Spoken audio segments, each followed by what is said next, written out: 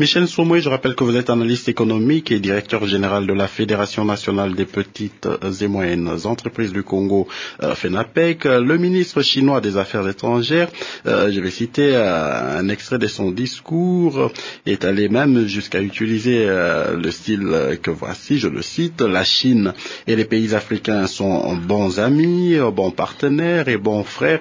Au-delà du protocolaire, cela est-il réel quand on sait que les États ne visent d'abord que leurs intérêts? On voit le parcours que la Chine a effectué et il y a beaucoup de similitudes avec les pays africains. Et donc, il est normal que le ministre des Affaires étrangères chinois dise que l'Afrique est pour la Chine un frère, quelque part, une sœur, je ne sais pas, ça dépend. Parce que la Chine a connu les mêmes humiliations que beaucoup de pays africains. La Chine a connu la pauvreté, la misère au plus haut niveau. Et donc, par rapport à cela, elle a beaucoup de points communs avec les pays africains que nous sommes. Mais pour revenir à l'aide publique au développement, j'aimerais que la ressemblance que la Chine, je viens de faire entre la Chine et les pays africains, puisse inspirer également les pays africains, savoir comment un pays qui a été si pauvre comme la Chine, à un moment donné, de son histoire, comment un pays qui a connu autant d'humiliation est aujourd'hui à mesure d'apporter de l'aide à tout un continent, le continent africain. Comment un pays qui a connu autant de pauvreté est à mesure de devenir aujourd'hui le plus grand créancier vis-à-vis des États-Unis d'Amérique, qui lui doivent des milliers de milliards de dollars. Comment la Chine est-elle devenue si puissante financièrement? Ce n'est pas par l'aide au développement qu'elle est arrivée. La Chine est arrivée là par l'effort humain, par le sacrifice et par le travail.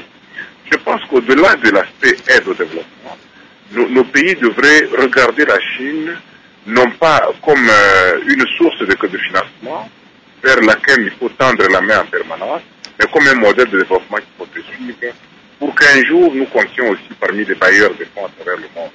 Voilà ce que je peux dire à propos de cette fraternité entre la Chine et l'Afrique, à propos de cette bonne relation de coopération, de bons amis, de bonnes amitiés, etc. Mais il faudrait qu'au-delà, nous puissions nous inspirer du même exemple, pour que demain nous soyons aussi un modèle pour les autres, que nous soyons des bailleurs de fonds pour le monde entier. Michel Somoya, Pastor Kizito Bwanakweli de Bukavu Sud Kivu qui dit l'assistance sino-africaine aurait un impact positif sur les Africains si les dirigeants ne seraient pas caractérisés par les détournements. L'inconvénient, c'est la paresse intellectuelle des dirigeants africains qui ne veulent plus fournir des efforts pour développer leur nation.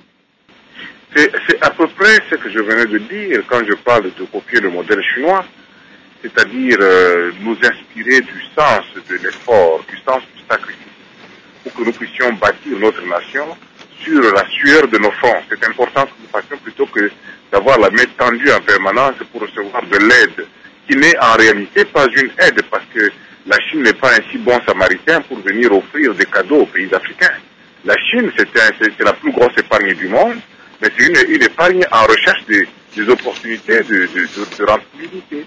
Une épargne à la recherche des marchés plus producteurs, plus productifs, des marchés plus rentables. C'est ce que la Chine recherche à travers ses événements de placement. Elle ne donne pas des cadeaux, elle a une contrepartie à recevoir. Ce n'est pas comme le ministre de la coopération, le vice-ministre de la coopération a dit, c'est le win-win, c'est vrai, c'est le gagnant-gagnant, mais c'est surtout aussi le donnant-donnant. Mais pour peu qu'on a reçu, on risque de donner un peu plus. Ça, c'est important à savoir aussi. Le détournement, oui, c'est le mal congolais permanent. Mais il faudrait que peut-être un jour la justice devrait s'occuper de choses un peu plus sérieuses et un peu plus rigoureuses. Mais tout compte fait, le plus grand problème que nous avons face aux aides au développement, face à la coopération financière internationale, c'est notre capacité d'absorption des ressources financières. C'est pour ça que j'appuie tout à fait l'idée du ministre qui a parlé des projets, c'est-à-dire des études de faisabilité. La Chine pas de mettre des dispositifs, pas de mettre à la disposition des pays des moyens, c'est vrai. Mais s'il y a un projet précis qui doivent absorber ces moyens, à ce moment-là, ça sombre dans les détournements. Et c'est là qu'un effort intellectuel doit être fait pour sortir de ce qu'il a appelé la paresse intellectuelle. Alors, Michel Somoué, on le disait tantôt avec Tati Nsungani, depuis 3 ans, la Chine est le premier partenaire commercial de l'Afrique, avec un nouveau record atteint l'an dernier pour un volume d'échange de 166 milliards de dollars. L'Afrique, visiblement, n'a pas encore quitté l'époque de la cueillette. Non, nous n'avons pas encore quitté l'époque de la cueillette. Nous sommes justement un système économique de cueillette, basé sur la cueillette. Et ça, c'est un grand mal. Et c'est pour ça, une fois de plus, nous devons regarder la Chine, comment elle s'est développée, comment elle a fabriqué. Et quand elle fait aujourd'hui un commerce aussi intensif avec l'Afrique, c'est vrai que pour ce qui concerne les exportations africaines vers la Chine, l'initiative vient de la Chine. Pour ce qui concerne les importations africaines, c'est encore une fois la Chine qui a l'initiative parce qu'elle sait fabriquer des produits adaptés au pouvoir d'achat des Africains. C'est comme ça que nous avons, quand vous regardez une paire de quetch qui vient de la Chine, qui est vendue au Congo, elle coûte peut-être 50 fois moins cher que la même paire de chaussures fabriquée par la même Chine et vendue aux États-Unis d'Amérique. Et elle est de moindre qualité. C'est de moindre qualité. C'est un problème. Maintenant, la Chine adapte, elle envoie aux Africains et aux Congolais en particulier de la camelote, elle envoie aux civilisations sérieuses, aux pays sérieux, de la marchandise de bonne valeur. Parce que si vous arrivez aux États-Unis d'Amérique, la plupart des choses que vous voyez sont fabriquées en Chine. Mais les appareils électroniques jusqu'au repas que l'on prend, la plupart, ça vient de la Chine. Donc la Chine a réussi à conquérir le monde par un grand effort de travail. Et c'est pour ça qu'encore une fois, Alain, j'insiste sur l'organisation économique. Pour sortir de l'économie de cueillette, nous devons savoir organiser une économie de marché. Et une économie de marché, c'est l'ensemble de 4 marchés qui doivent être structurés confortablement, efficacement et visiblement. Le marché du travail, en priorité, le marché des biens et services ensuite, le marché des capitaux, il doit exister. Sinon, qu'est-ce que la Chine vient chercher avec ses 20 milliards de dollars en Afrique? C'est des rendements les plus élevés.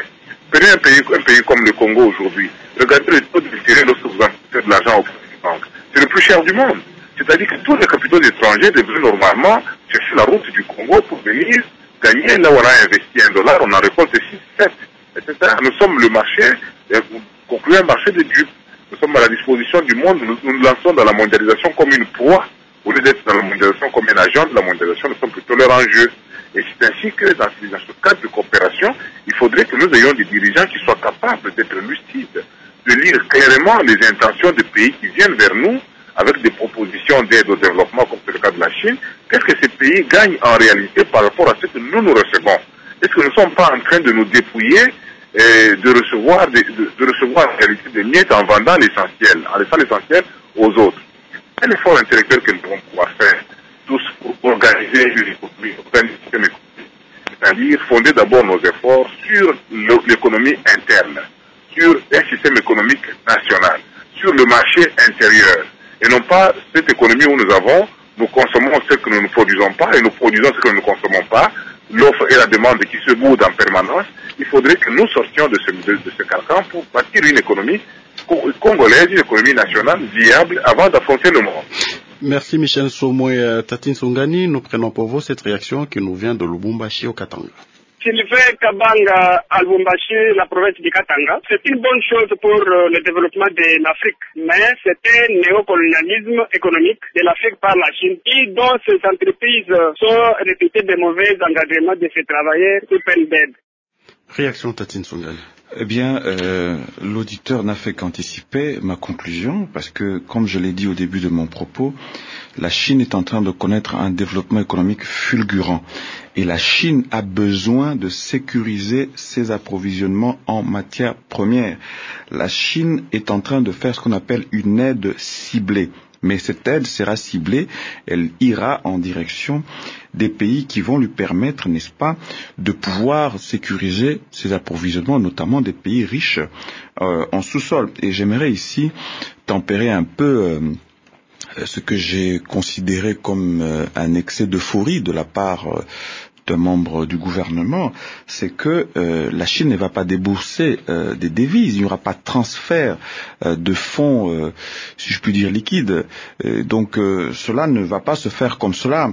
Et j'aimerais également souligner une chose que j'ai dit au début de mon propos, c'est que la stratégie de la Chine, c'est quoi? Elle repose essentiellement sur 4 piliers. Premièrement, l'aide publique de la Chine va s'adresser aux pays qui ne vont pas reconnaître Taïwan. Deuxièmement, la Chine, comme je l'ai dit tout à l'heure, son aide va sous-tendre une politique de contrôle des réservoirs des matières premières en Afrique, qui reste aujourd'hui le dernier précaré des pays en mesure de disposer de matières premières, notamment pétrolières. Et la troisième stratégie, c'est de créer des débouchés pour les produits chinois. Vous voyez bien que l'économie de consommation congolaise est envahie par la production chinoise. C'est vrai que c'est un fait mondial, mais en Afrique, ce fait est assez pernicieux, et il est profond, et les États africains ne font rien pour combattre ces importations massives en finançant des industries locales. Et la dernière...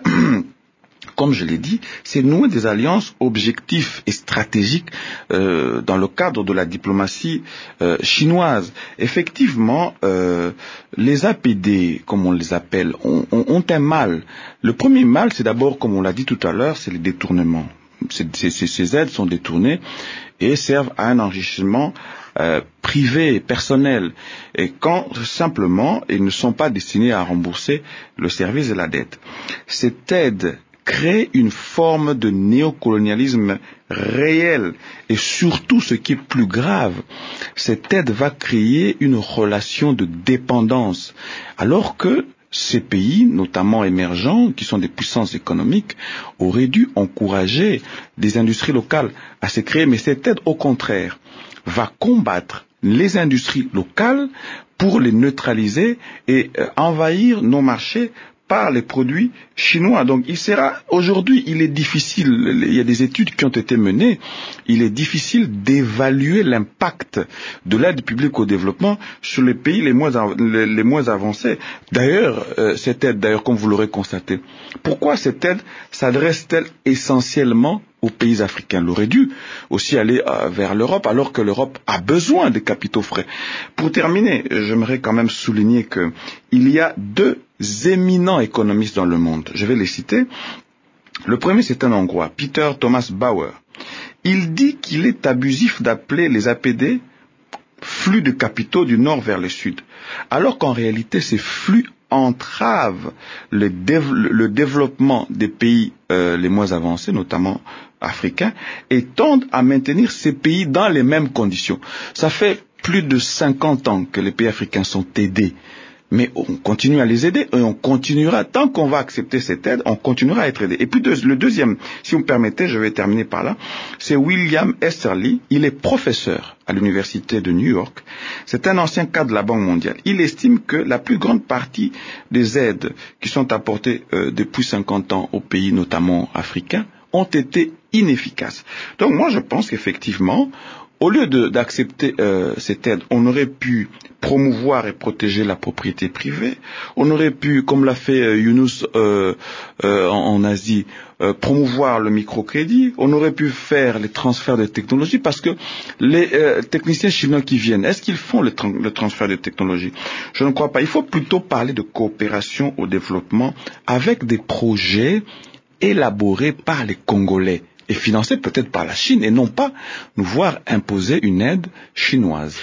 Michel Somoué, il y a Lou Shei, chef du département Afrique au ministère chinois des Affaires étrangères, qui a déclaré qu'en 10 ans, les exportations africaines vers la Chine ont été multipliées par 16, passant de 5,6 milliards de dollars à 93,2 milliards de dollars. Au total, 60% des produits importés du continent sont aujourd'hui détaxés. Il faisait notamment allusion au vin sud-africain, mais certains observateurs indexent quand même la Chine. On sait qu'elle ne conditionne pas son aide, par exemple par le respect des droits de l'homme ou la qualité de la démocratie.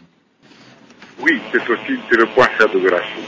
Mais avant, il faut parler d'exportation, mais je crois que c'est tout à fait normal que les exportations africaines vers la Chine puissent augmenter, doubler, même quintupler un jour, je ne sais pas pourquoi pas. Parce que nous savons que c'est la Chine elle-même qui vient produire en Afrique, c'est qu'elle doit exporter vers son pays. C'est comme ça que vous avez dit dès le départ qu'il y a 2000 entreprises chinoises qui étaient installées en Afrique l'année dernière, en 2011. 2000 entreprises, 100 000 quoi. Les produits, elles exportent. C'est nous, les Congolais, les Africains, les entreprises africaines qui devrions produire et exporter vers la Chine. Mais nous constatons que la Chine qui vient, que c'est la Chine elle-même qui vient produire et exporter vers son pays ce qu'elle veut. En réalité, c'est comme qui dirait, la Chine vient puiser dans nos réservoirs, dans nos ressources naturelles, elle vient puiser et fait de l'Afrique effectivement le réservoir de ces matières premières. Et se sert elle-même comme elle veut, comme elle entend, derrière la coopération, derrière l'aide au développement. C'est ce qu'elle est en train de faire. Ben, écoutez, quand on dit que la Chine a un faible en matière de respect des droits de l'homme, ça c'est un secret de Poutine, tout le monde en parle, tout le monde le sait. Que de ce côté-là, la Chine pour voir son parcours politique, ce n'est pas un pays qui a été bâti sur les canons démocratiques du tout, mais c'est un pays qui s'organise autour d'un pouvoir central. Même si aujourd'hui, de plus en plus, la Chine s'ouvre vers l'économie du marché, mais essentiellement, au départ, elle a une nature, elle a une définition. Et donc, le respect des droits de l'homme ne devrait pas être, à mon humble avis, et là je ne condamne pas la Chine, je dis que le respect des droits de l'homme ne devrait pas être un critère de performance économique, qu'on puisse dire comme cela. Mais nous devons plutôt voir qu'est-ce qui favorise le bien commun. Quel est le système qui permet à un pays de produire ce qu'il faut pour nourrir suffisamment ses populations et avancer, plutôt que de s'accrocher à des référentiels qui sont dictés par ceux qui croient que la démocratie c'est leur affaire personnelle. C'est un peu ça que je pense. Alors, quel pourrait être l'impact de cette aide sur le développement de l'Afrique? C'est la deuxième partie de cette émission. Michel Somoy, je vous redonne la parole après cette réaction qui nous vient de Goma, au Nord Kivu, pour vous. Tiano Katembo Kivono de Goma au Nord Kivu. Doubler, même tripler de l'aide pour l'Afrique, sans une prise de conscience des Africains sur leurs problèmes particuliers, ne servira à rien. La plupart des pays africains disposent de potentialités économiques qui peuvent être mises à valeur pour un développement durable sans même compter sur l'étranger. En plus, quels sont les critères qui sont pris en compte dans la sélection des pays qui vont bénéficier de cet argent? Je pense que les Africains ne pourront sentir les effets des subventions extérieures lorsque la corruption, le détournement, la mégestion et tant d'autres mots qui rendent les sociétés africaines seront éradiquées. Réaction Michel Somoy, vous aviez déjà effleuré certains éléments de cette réaction. Oui, la question essentielle c'est celle de savoir si l'aide de la Chine à l'Afrique pourra produire un impact quelconque. Mais la réponse est très simple. On ne peut pas dire oui, on ne peut pas dire non, mais ça dépend de l'intelligence des dirigeants africains qui vont gérer la fameuse aide. Ça dépend de la façon dont ils vont gérer la fameuse aide. Ça dépend de la façon dont ils conçoivent la relation avec la Chine. Ça dépend de leur capacité de convertir les capitaux étrangers qui arrivent dans nos pays en ressources de vie pour leur nation, pour leur population. Prenons le cas où le Congo bénéficierait, une fois de plus dans ce cadre de l'aide publique au développement, bénéficierait de grands travaux d'infrastructure menés par les Chinois. Si les dirigeants sont plus exigeants, plus regardants, nous pourrions évoluer, si comme on parle de win-win situation, comme ils le disent, nous pourrions voir de façon claire en toute transparence, qu'est-ce que la Chine récolte de notre pays en contrepartie de tous les travaux qu'elle est en train d'effectuer en notre faveur. C'est important. Quelle est la facture finale de ce qu'elle fait comme par kilomètre de route, d'autoroute, etc., de ponts, de rails, qu'elle peut faire? Quelle est la facture définitive? Est-ce que nous sommes efficaces dans notre choix? Est-ce que nous sommes efficients dans nos relations avec les partenaires comme la Chine? Si 1 kilomètre d'autoroute doit nous coûter 10 fois plus cher que les standards internationaux, alors nous sommes perdants. Donc l'impact sera plutôt négatif, même si on a l'impression que nous avons bâti des autoroutes. Quelle est la conséquence sur nos ressources naturelles, nos ressources qui devraient faire l'essentiel de notre richesse?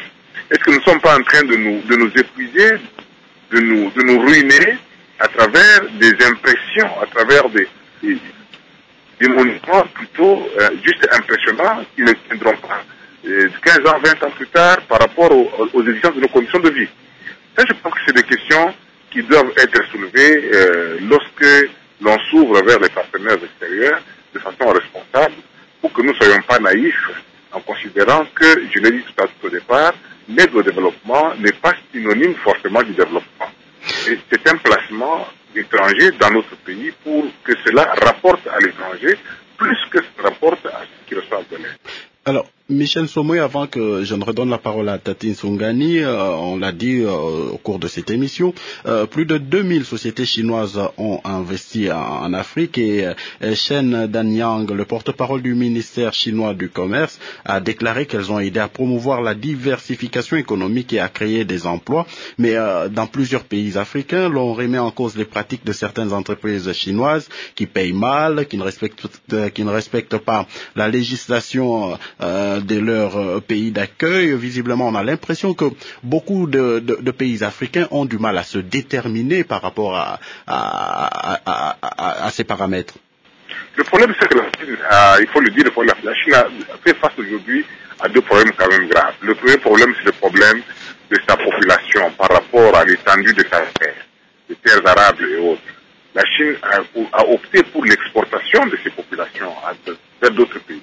Et le deuxième problème, c'est qu'elle n'exporte pas simplement les populations. La Chine exporte son chômage aussi à travers le monde.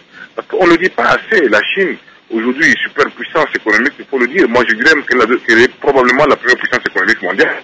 Les États-Unis ne veulent pas entendre ce discours-là, mais c'est ça la vérité par rapport quand on regarde les chiffres de PIB chinois aujourd'hui, plus de 8 000 milliards de dollars par rapport à celui affiché des Américains, 12 000 milliards de dollars, il faut vérifier ce chiffre-là. Mais en réalité, la Chine est aussi un pays qui héberge un taux de pauvreté suffisamment exagéré, il faut le dire. Parce qu'il y a plus de 10 millions de Chinois qui vivent dans des conditions d'esclavage. Et tous ces gens-là qui n'ont pas d'emploi, qui n'ont pas de revenus chez eux, qu'est-ce qu'on doit faire? On les exporte vers des pays comme l'Afrique, des pays d'Afrique notamment. Et c'est comme ça que vous ne devrez pas être surpris de trouver les mamans chinoises en train de vendre des beignets au marché Gambela, par exemple. C'est le cas, on l'a vu. Aujourd'hui, on est en train de parler de la loi sur le petit commerce. Les commerçants congolais se tiennent debout pour dire que ça ne va pas. Mais qui sont les plus grands pratiquants aujourd'hui du petit commerce au Congo? Ce sont des Chinois.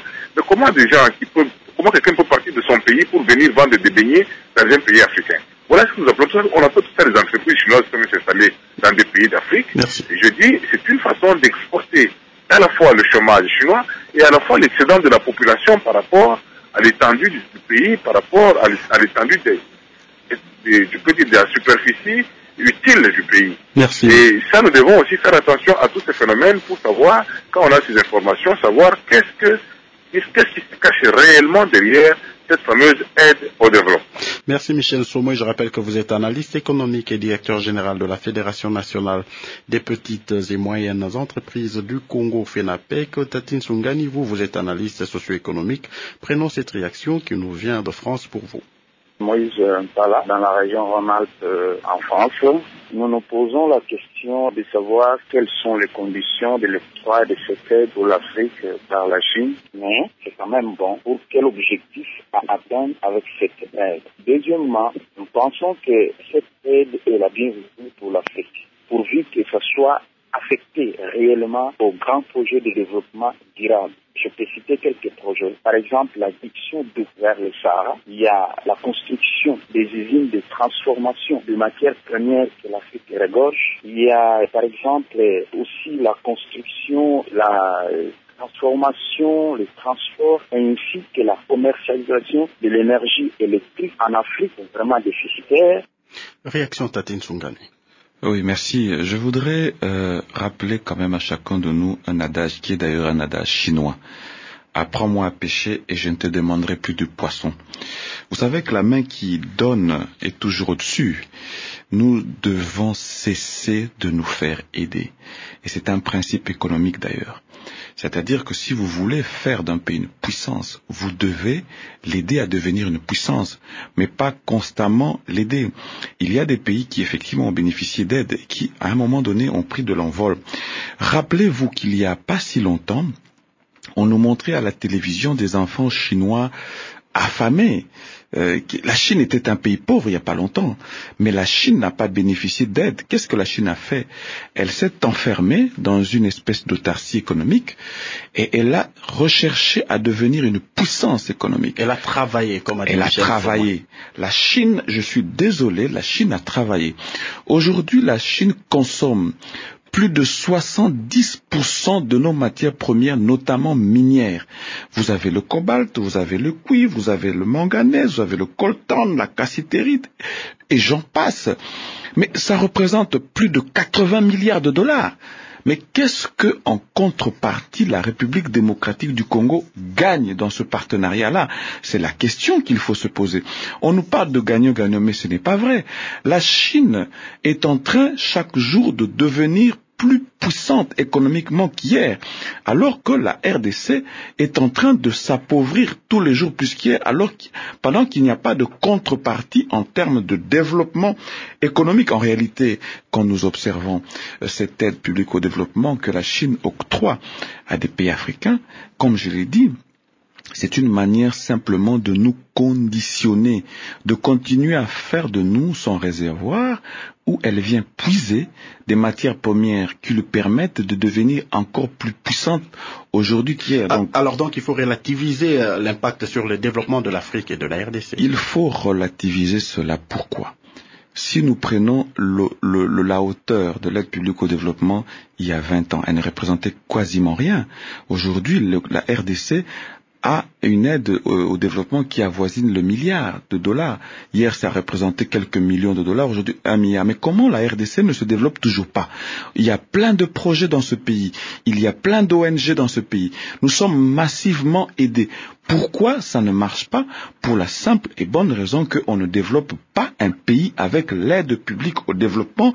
Vous pouvez le vérifier dans le monde entier. Cessons de croire que l'aide chinoise va développer le pays. Au contraire, cette aide est une forme de néocolonialisme économique et financier qui va nous maintenir dans un état de pauvreté quasi permanente. Donc il faut, comme vous l'avez si bien dit, il faut relativiser parce que l'aide crée la dépendance.